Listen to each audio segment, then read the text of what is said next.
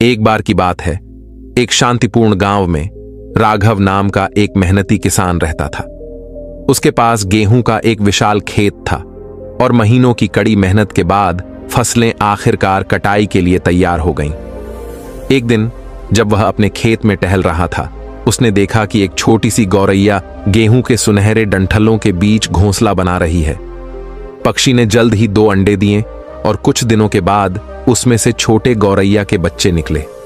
हर दिन गौरैया मां अपने बच्चों को खेत में छोड़कर भोजन इकट्ठा करने के लिए पास के जंगल में चली जाती थी।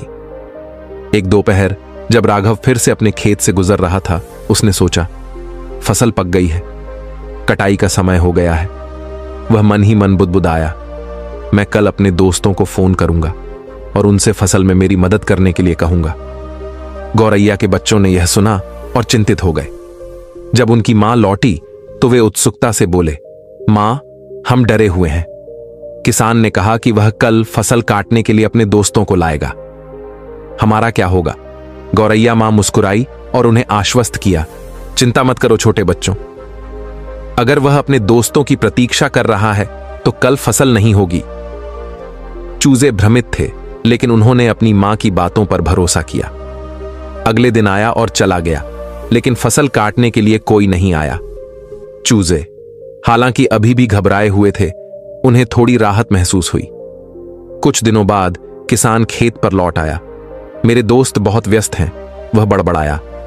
मैं इसके बजाय अपने चचेरे भाइयों से मेरी मदद करने के लिए कहूंगा। वह इस विश्वास के साथ चला गया कि फसल जल्द ही होगी। फिर से चूजों ने सुना और भयभीत हो गए।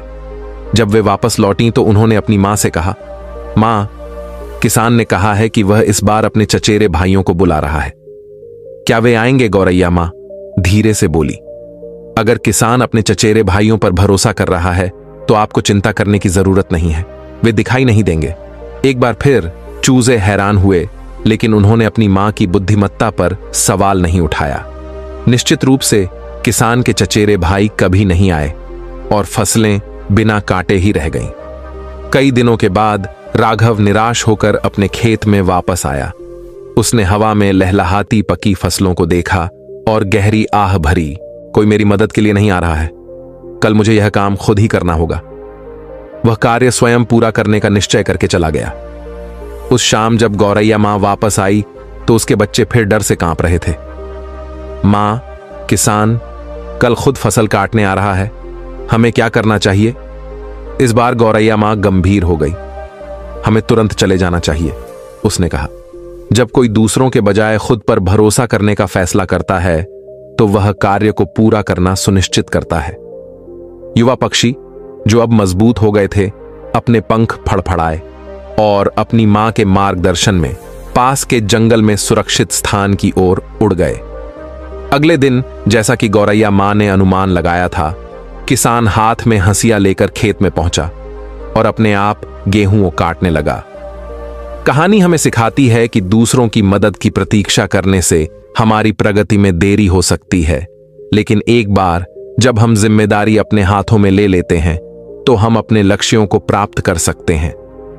गौरैयों ने अपनी प्रवृत्ति और अनुभव से समझ लिया कि आत्मनिर्भरता ही सफलता की कुंजी है।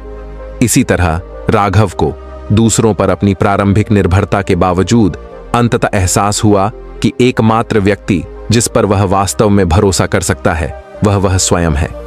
इस कहानी से हमें यह सीख मिलती है कि कड़ी मेहनत और आत्मनिर्भरता सफलता के आधार हैं।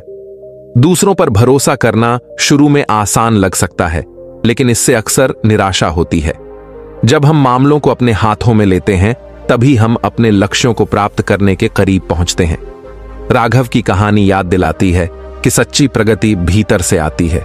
चाहे खेती हो, पढ़ाई हो या जीवन का कोई अन्य कार्य, जो लोग अपनी जिम्मेदारी स्वयं संभालते हैं वे अंततः सफल होते हैं। मां गौरैया और उसके बच्चे खतरे से बच गए क्योंकि वे इस सरल सत्य को समझ गए थे। जब लोग दूसरों की प्रतीक्षा करना बंद कर देते हैं और अपने प्रयासों पर भरोसा करना शुरू कर देते हैं तो वे निश्चित रूप से सफल होते हैं। और इसलिए किसान, हालांकि अपने काम में अकेला था, उसने गर्व के साथ फसल पूरी की। उसने एक मूल्यवान सबक सीखा था जो जीवन भर उसके साथ रहेगा। दोस्तों, यह कहानी याद दिलाती है कि सफलता उन्हीं को मिलती है जो कड़ी मेहनत को अपनाते हैं और अपने कार्यों की व्यक्तिगत जिम्मेदारी लेते हैं। जबकि दूसरों से मदद मांगना गलत नहीं है, पूरी तरह से उन पर निर्भर रहने से हमारी गति धीमी हो जाएगी। किसान की तरह ही हमें आगे बढ़कर अपने काम खुद निपटाने के लिए तैयार रहना चाहिए, चाहे वह कितना भी बड़ा या छोटा क्यों ना हो। यह आत्मनिर्भरता ही सच्ची सफलता और पूर्णता की ओर ले जाती है। तो आइए आज हम अपने प्रयासों में और अधिक स्वतंत्र होने के लिए प्रतिबद्ध हों। आइए हम चुनौतियों का डटकर सामना करें, दूसरों से यह अपेक्षा किए बिना कि वे हमारे लिए उनका समाधान करेंगे। तभी हम वास्तव में अपने सपनों को हासिल कर सकते हैं और कड़ी मेहनत और दृढ़ संकल्प से मिलने वाला सम्मान अर्जित कर सकते हैं।